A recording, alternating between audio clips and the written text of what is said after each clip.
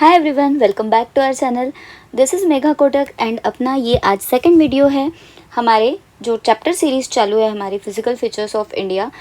तो इसमें आज हम देखने वाले हैं हिमालयाज़ के बारे में। कल की क्लास में हमने इंट्रोडक्शन देखा था जिसमें हमने जो फिज़िकल फीचर्स है इंडिया के इसमें कौन से हैं उसके बारे में देखा था। हमने वो मैप पे लोकेट भी किया था और आज हम शुरू कर रहे हैं हिमालयाज़। अगर आपने पिछले वीडियोस नहीं देखी तो वो आप देख कर आइए, फिर हिमालय देखिए। अब हिमालय की जो सैटेलाइट से इमेज है वो हमें इस तरह से दिखती है। देखो कितना सुंदर दिख रहा है। ये वाला जो पोर्शन है ये थोड़ी थोड़ी ऊंची ऊंची पहाड़ियाँ, ये वाइट स्नो वाला एरिया, तो ये सैटेलाइट इमेज है। यहाँ पे हम अगर हिमालय को शुरू करें तो हिमालय पहले ही बोल रहा है कि ये 8000 मीटर ऊंचा है।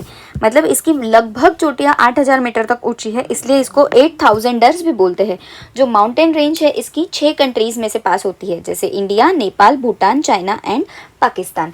अब अगर इसे मैं आपको बताऊँ कि ये तो कंट्रीज़ के नाम दे दिए हैं, लेकिन आपको ढूंढना है कि हिमालय कौन से स्टेट से भी पास होता है। कल भी मैंने आपको एक सवाल दिया था, आज भी मैं आपको एक सवाल देती हूँ कि हिमालय कौन से स्टेट से पास होता है।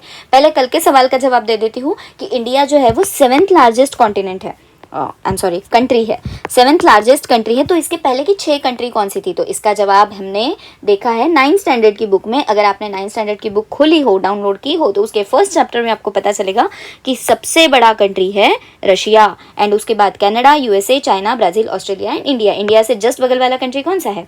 ऑस्ट्रेलिया। तो India is the 7th largest continent बोल रही हूँ, सॉरी, कंट्री। और ये 6 कंट्रीज उसके पहले बड़े कंट्रीज कहलाते हैं। ठीक है जी, आ जाइए। Himalaya is known as 8000ers और ये कंट्रीज़ के नाम हैं जहाँ से हिमालय पास होता है। India, Nepal, Bhutan, China, Pakistan and Afghanistan. एक बार देख लीजिए, अगर हम इंडिया देखें तो मैप देखें तो ये इंडिया तो है ही, उसके बाद में नेपाल, भूटान, अफगानिस्तान, चाइना, अफगानिस्तान, पाकिस्तान, इन वाले एरिया से हिमालय पास होता है। अब ये मैप में आपको समझ आ गया। आगे देखते हैं क्या कहना है इनका कि समर में हिमालय पूरा स्नो से ढक जाता है। समर में हिमालय जो है वो स्नो मेल्ट कर देता है। जो ढका हुआ हिमालय होता है वो स्नो मेल्ट कर जाता है और हमारी जो नदियाँ हैं, हिमालयन रिवर्स है, उसमें ये मेल्ट हुए स्नो में से पानी आता है। इसीलिए अगर सवाल पूछा जाए कि from where Himalayan rivers get water in summer, तो वो कहाँ से आता है? Snow of mountains which melts and feeds the major river in the summer। तो समर में स्नो मेल्ट होता है और फिर वो पानी नदियों में जाता है। क्यों यूज़ होता है, काय के लिए यूज़ होता है? ये पानी पीने के लिए होता है, फार्मिंग के लिए होता है, इंडस्ट्री के लिए होता है, और लाखों लोगों की जो जिंदगियाँ है ये पानी ने जोड़ कर रखी है। तो यहाँ पे इसे स्पेशल वर्ड दिया है वाटर टावर ऑफ एशिया। तो why it is known as water tower of Asia? Because the is the reason, because its use, वो काफ़ी चीज़ों के लिए यूज़ होता है और इसीलिए उसको वाटर टावर ऑफ एशिया भी कहते हैं, क्योंकि एशिया की बहुत सारी पॉपुलेशन इस पर निर्भर है। हिमालय बहुत कल्चर्स के लिए भी इंपॉर्टेंट है। अब देखिए, हमने यहाँ पे पहला पॉइंट देख लिया कि वो स्नो मेल्ट होता है, नदियों को पानी मिलता है। दूसरा देखा वाटर टावर वाला, और तीसरा देखा कि बहुत सारे कल्चर्स और बिलीव्स यहाँ पे आके मिलते हैं। क्यों मिलते हैं? क्योंकि अगर हम नाम देखेंगे, बद्रीनाथ देखो, केदारनाथ देखो, गंगोत्री देखो, यमुनोत्री देखो, ये 4 हो गए। उसके बाद अमरनाथ देखो, वैष्णव देवी देखो, कैलाश मानसरोवर यात्रा देखो, ये सारे पवित्र प्लेसेस, ये सारे सेक्रेट प्लेस हमें हिमालय में मिलते हैं। और अगर हम बुद्धिस्ट मोनास्ट्री की भी बात करेंगे तो यहाँ पे एक अरुणाचल प्रदेश में आई थिंक तवांग मोनास्ट्री है, जो कि इंडिया की largest monastery, Buddhist monastery, and the world second largest Buddhist monastery is in this region only. This region मतलब हिमालयन रीजन की बात हो रही है।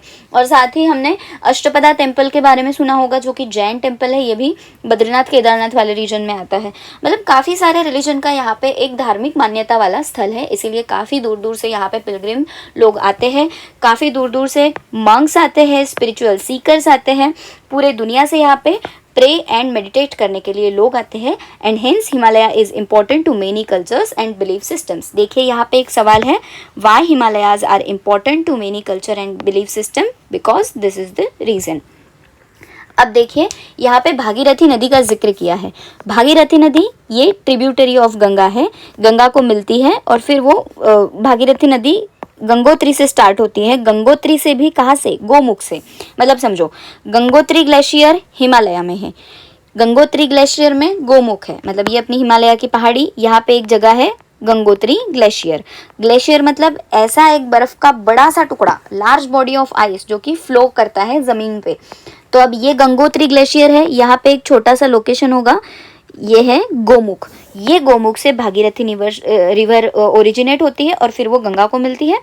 और फिर गंगा तो हमें पता ही है कि पूरे काफ़ी सारे वो स्टेट्स में से गुजरती है और इंडिया की सबसे लार्जेस्ट रिवर है। तो Bhagirathi river tributary of Ganga कहाँ से स्टार्ट होती है? गोमुख से। गोमुख कहाँ पे है? गंगोत्री ग्लेशियर पे। और ये भी काफ़ी पवित्र स्थान है और ट्रैकिंग डेस्टिनेशन भी है गोमुख। मतलब जो लोग ट्रैकिंग करना चाहते हैं ये गोमुख पे जाके ट्रैकिंग करते हैं। देखिए ये वाला रीजन है, ये गाय के मुख के जैसा दिखता है, इसलिए इसको गोमुख कहा जाता है। अब अगर इंटरेस्टिंग स्टोरी हिमालय की हम देखेंगे तो कहा जाता है कि इंडिया गोंडवाना लैंड का पार्ट था। Now what is Gondwana land? आपको ये एक इमेज से समझ में आएगा। सी हियर, ये आपको इमेज दिख रही है, यहाँ पे दो नाम है, लॉरेशिया एंड गोंडवाना। ये जो गोंडवाना लैंड है इसका एक हिस्सा है इंडिया वाली लैंड, इंडियन सब कॉन्टिनेंट। ये अफ्रीका के बगल में है, ठीक है। अब ये धीरे धीरे धीरे नॉर्थ की ओर आगे बढ़ रहा था। एक ज़माना था, कब? अभी का ज़माना है। वैसे बोला जाता है कि Himalaya is a young fold mountain. तो अभी का ज़माना था, अभी का मतलब बस जस्ट 5 करोड़ साल पहले का ज़माना था कि जब ये इंडियन सब कॉन्टिनेंट, ये जो लैंड मास है, ये नॉर्थ की तरफ आ रहा था इन भाई साहब को मिलने। ये क्या है? अपनी यूरेशियन प्लेट। यूरेशियन प्लेट को मिलने आ रहा है। मिलन अभी आधा अधूरा है बोल के हम चले यूरेशियन को मिलने, और मिलते मिलते दोनों में होता है टकराव। ये यहाँ से आता है, ये यहाँ से फोर्स एक्सर्ट करता है एंड यहाँ पे हिमालय फॉर्म हो जाता है। मतलब जैसे कोई ऐसा कारपेट होता है ना जिसको हम दोनों तरफ से ऐसे पुल करते हैं, पुश करते हैं, तो ये बीच में से ऐसी फोल्ड्स बन जाती है कारपेट में। आप देख पा रहे हो यहाँ पे ये लैंडमास किस तरह से नॉर्थ में जा रहा है एंड फाइनली आज का ये इंडियन लैंडमास यूरेशियन प्लेट से मिलकर हिमालय का फॉर्मेशन करता है। देखिए यही बिगर लैंडमास गोंडवाना, जो कि गोंडवाना लैंड का जो कि इंडिया पार्ट था, ये स्लोली मूव हो रहा है नॉर्थ की तरफ, आज भी मूव हो रहा है, ठीक है। अपनी हाइट आज भी बढ़ाई जा रही है, इसीलिए वहाँ पे इतने भूकंप आते हैं। जो भूकंप आते हैं ये मतलब हिमालय की हाइट बढ़ रही है, ऐसे समझो। और हर साल बहुत कम हाइट बढ़ती है, जैसे यहाँ पे देखा गया है 5 सेंटीमीटर हर साल हाइट बढ़ती है। हेयर की ग्रोथ इससे ज़्यादा होती है। हमारे बाल अगर हमने कट किए तो साल में 20-25 सेंटीमीटर तो बढ़ ही जाते हैं। मतलब जिसकी नहीं भी ग्रोथ उसके भी 10-15 सेंटीमीटर तो बढ़ जाते हैं, लेकिन हिमालय की ग्रोथ हर साल सिर्फ 5 सेंटीमीटर एक तो सी ग्रोथ होती है, ठीक है। बहुत स्लो ग्रोथ होती है। और ऐसे बोला गया है कि काफ़ी सालों में मतलब हज़ारों सालों में सिर्फ वो 5 मीटर ही ऊंची उसकी ग्रोथ हुई है। तो ये पार्ट जो है वो एज सच क्वेश्चन यहाँ पे नहीं बनेगा। हाँ ये पूछ सकते हैं कि India was a part of which land? It was a Gondwana land. It is moving towards which direction? North direction. It is meeting and colliding to which plate? Eurasian plates, ठीक है। बाकी अगर आपको बड़ा क्वेश्चन पूछते हैं 3-4 मार्क के लिए कि एक स्टोरी बताओ, तो आप ये अपने शब्दों में लिख सकते हो, फाइन। अब आगे देखिए, ये फोल्डेड लेयर्स, जैसे वो फोल्ड मैंने आपको बताई ना, ये फोल्ड माउंटेन, ये लेयर्स दिख रही है, ये प्रूफ है कि ये फोल्ड माउंटेन है। देखिए माउंटेन 2 टाइप्स के होते हैं, एक ब्लॉक माउंटेन होता है, एक फोल्ड माउंटेन होता है। कभी किसी वीडियो में दोनों का डिफरेंस समझा दूंगी, लेकिन अभी के लिए आपको ध्यान में रखना है कि ये फोल्ड माउंटेन है, लेयर्स वाला माउंटेन है। अब हिमालय का मतलब क्या है? हिम मतलब स्नो, आलय मतलब अबोर्ड, अबोर्ड मतलब निवास स्थान। तो भाई बताइए कि आप एक ऐसी चीज़ को जानते हैं जो कि बहुत ठंडी होती है? हाँ जानते हैं, क्या होती है? स्नो होती है। कहाँ रहती है? हिमालय में, उसके घर में। तो हिमालय ये स्नो का घर है, इसीलिए उसको हिमालय कहा गया है। What is the meaning of Himalaya? 1 mark के लिए सवाल पूछ सकते हैं, डोंट मिस इट। अब ये आता है अपना सवालों के लिए बहुत ही इम्पोर्टेंट पार्ट जो हमें समझना है, लर्न करना है। तो हिमालय के 3 पार्ट होते हैं। अगर मैं खुद को करेक्ट करूँ तो मेन हिमालय के 3 पार्ट होते हैं। हिमालय अपने आप में 3 पार्ट के हैं, जो कि है trans Himalaya, main Himalaya and Shivaliks. आपको शिवालिक सॉरी बोल रही हूँ मैं, पूर्वांचल। देखो यहाँ पे मैंने लिख रखा है 3 major parts of Himalaya, trans Himalaya, main Himalaya and Purvanchal. तो जो मेन हिमालय है उसके पहले जो पहला बेटा होता है, पहला बच्चा होता है, इट इज ट्रांस हिमालय। तो जब इंडियन सब कॉन्टिनेंट की प्लेट मिल रही थी यूरेशियन प्लेट को, तो पहले कौन सा हिमालय बना? ट्रांस हिमालय बना। उसके बाद कौन सा बना? मेन हिमालय बना। एंड पूर्वांचल मतलब ये अपने नॉर्थ ईस्टर्न 7 सिस्टर्स वाला है ना, वहाँ पे भी कुछ हिमालय फोल्ड हो जाता है, उसको पूर्वांचल हिमालय बोलते हैं। तो हमें सिलेबस में क्या है? मेन हिमालय है। मेन हिमालय के बारे में अगर देखें तो पहला सबसे ऊंची ऊंची चोटियां जिसकी होती है वो है हिमाद्री, ग्रेटर हिमालय, नाम में ही ग्रेट है, बहुत बड़ा। तो जो हिमालय बहुत ऊंचा है उसका नाम है हिमाद्री, नंबर 1 पार्ट। और ये बहुत रग्ड पार्ट होता है, मतलब ये रफ रॉकी सरफेस होता है। इसकी 2 चोटियां जो काफ़ी फेमस है, माउंट एवरेस्ट एंड कंचनजंगा। और ये पूरे साल स्नो से कवर होता है, बहुत ठंड यहाँ पे होती है और इसीलिए एक्सट्रीम क्लाइमेट की वजह से यहाँ पे लाइफ मौजूद होना काफ़ी कठिन होता है, ह्यूमन सेटलमेंट्स होना काफ़ी कठिन होता है, सॉरी। अब यहाँ पे कुछ प्राणी विशेष पाए जाते हैं जो कि स्नो लेपर्ड है, वो अपनी ही दुनिया में अकेले ही रहते हैं और बर्फ़ के साथ मज़े करते हैं, इसलिए बहुत गोरे गोरे चिट्टे चिट्टे भी होते हैं। ठीक है, कभी आप हिमालय गए और कभी आपको मौका मिला तो स्नो लेपर्ड को ज़रूर देखिएगा।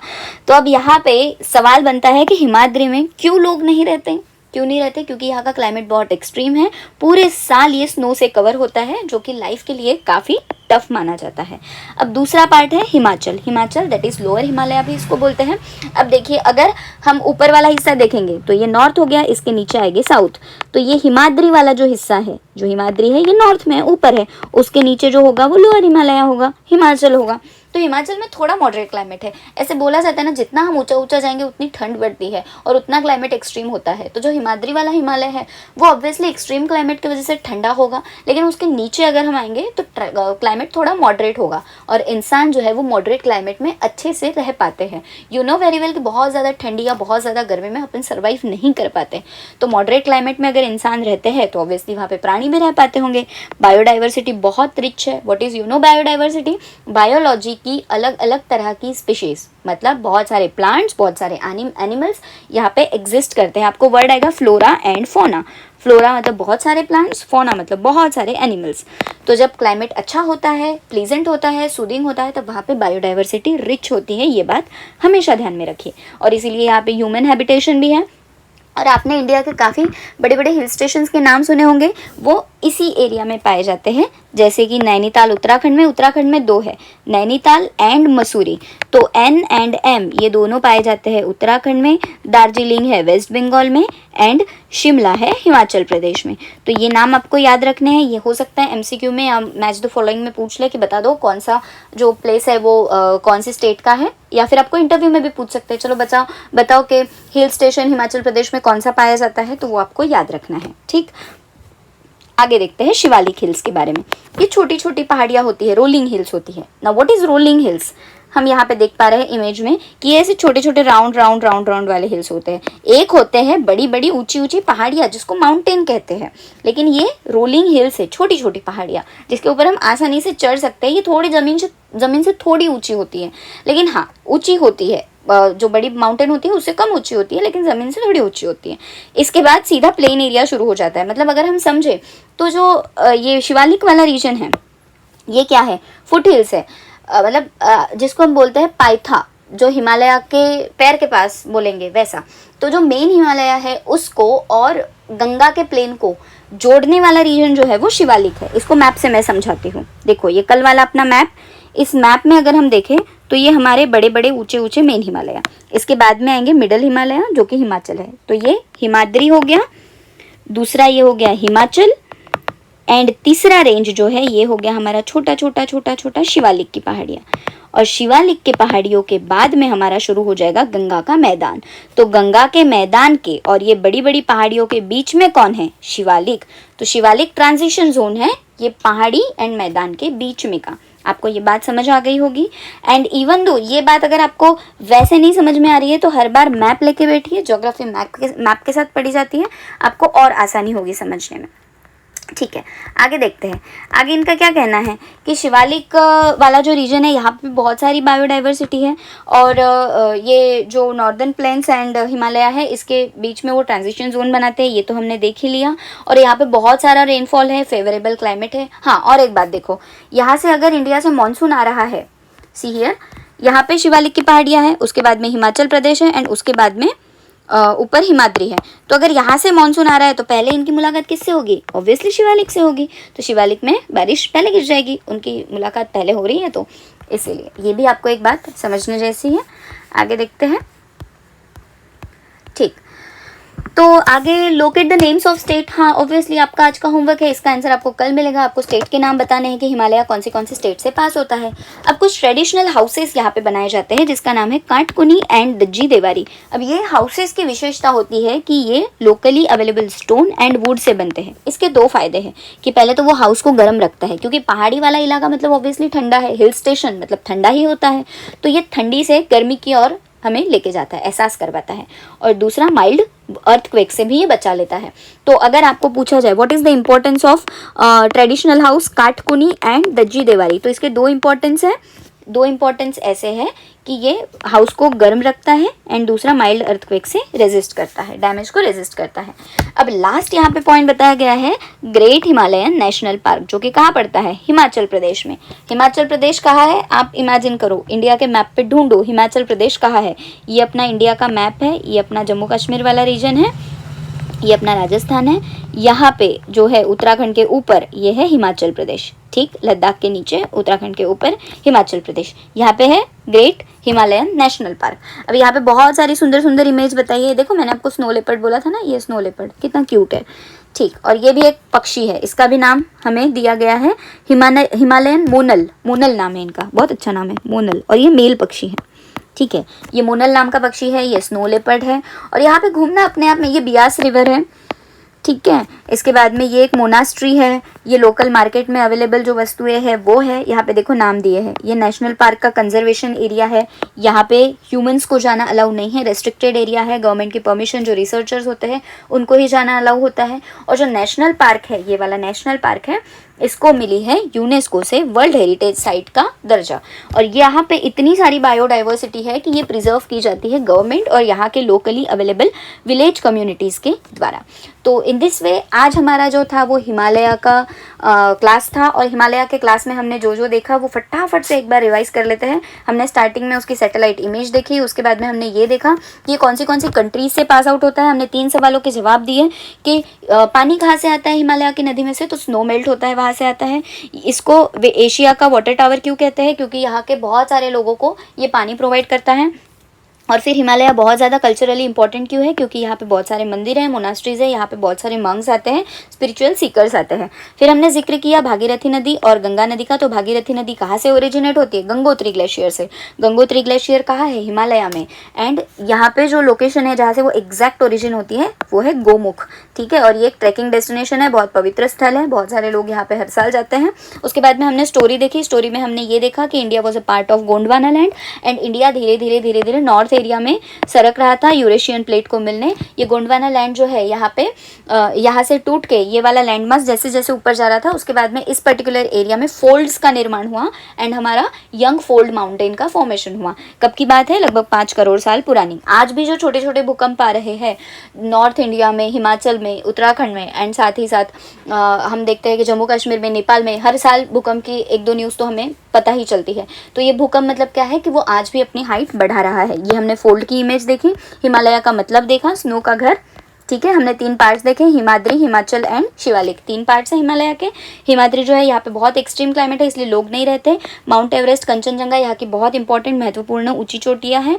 देन यहाँ आता है हिमाचल, यहाँ पे ह्यूमन सेटलमेंट एंड बायोडाइवर्सिटी है, यहाँ पे बहुत सारे हिल स्टेशन के नाम हमने देखे। उसके बाद में शिवालिक के बारे में देखा, जो कि एक ट्रांजिशन जोन बनाता है हिमालय और गैंगेटिक प्लेन, नॉर्दर्न प्लेन्स जो है उसके बीच में। यहाँ पे भी बहुत सारी वाइल्ड लाइफ है, यहाँ का भी क्लाइमेट बहुत अच्छा है, इसलिए यहाँ पे भी बहुत सारे लोग रहते हैं।